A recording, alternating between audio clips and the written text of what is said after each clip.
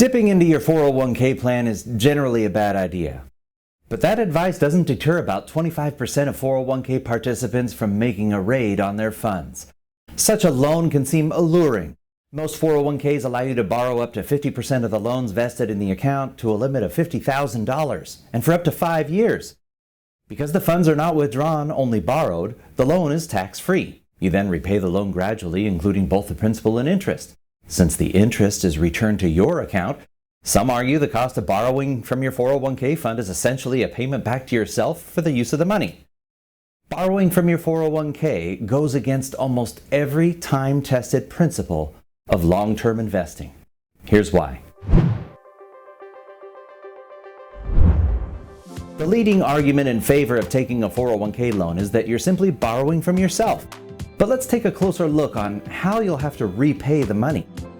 Keep in mind that the funds you're borrowing were contributed to the 401k on a pre-tax basis, but you'll be paying yourself back for that loan with after-tax money.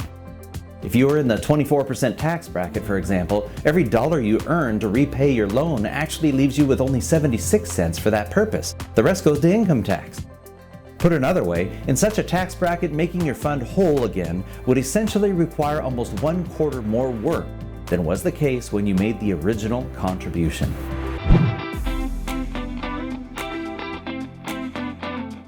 While you're borrowing funds from your account, they won't be earning any investment return. Investments have to be sold in order to pay you the check for the loan, and the possible missed earnings while you're trying to pay back the loan over 5 years can be significant. If a 401k account has a total return of 8% each year for the 5 years in which the funds have been borrowed, the cost on the loan is nearly 50%. That's an expensive loan.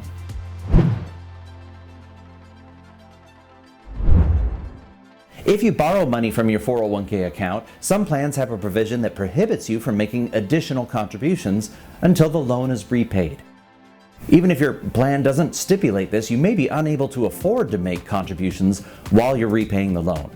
Such a freeze and additional funding will deprive the account of money that should, in the long run, multiply many times in value through compound earnings.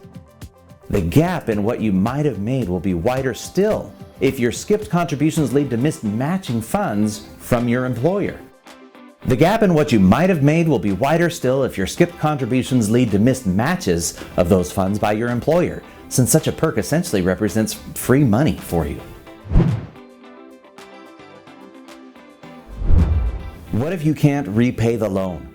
The situation goes from bad to worse. That's because if you default on a 401k loan, the loan is converted to a withdrawal.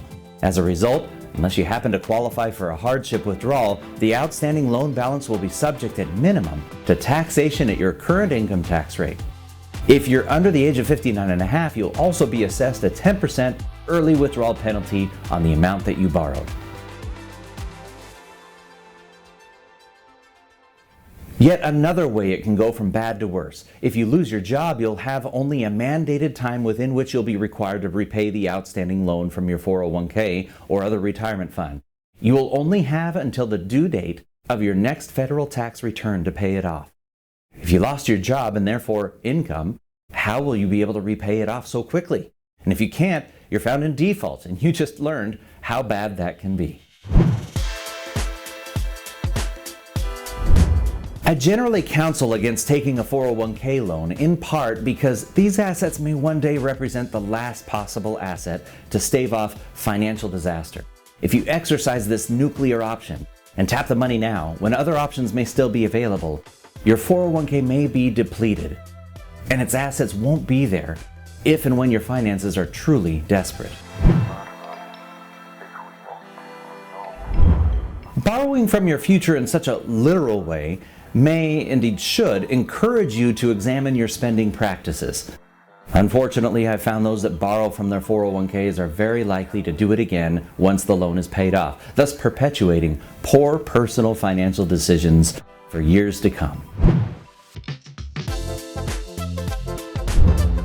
People think they'll be able to pay off the loan early, but it pretty much never happens, in part because of the surprisingly large principal of such loans, especially among young people. 50% or $50,000 can be very difficult to pay off early. I encourage you to talk to a financial advisor like me before taking such a step to see if there's any other alternative before pulling the nuclear option of borrowing from your 401k. Thank you for watching. Please don't forget to like this video, and if you'd like to find more helpful videos like these, please subscribe to our channel.